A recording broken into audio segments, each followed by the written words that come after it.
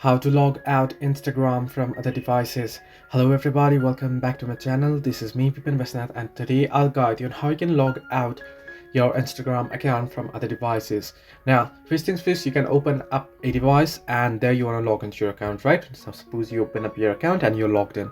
Now what you want to do is you want to tap on the profile icon at the bottom right corner of your screen. From here you want to tap on the hamburger icon at the top right corner. Now head into account center option that you can see there.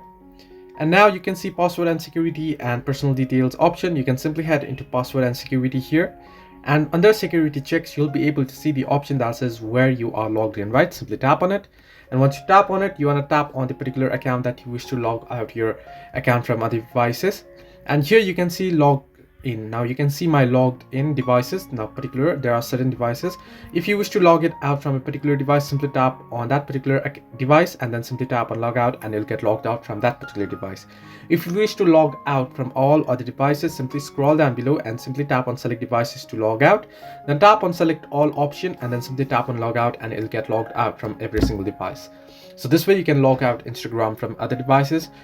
Hope this helped you. Do like and subscribe, and do not forget to leave a comment down below if you have any further issues.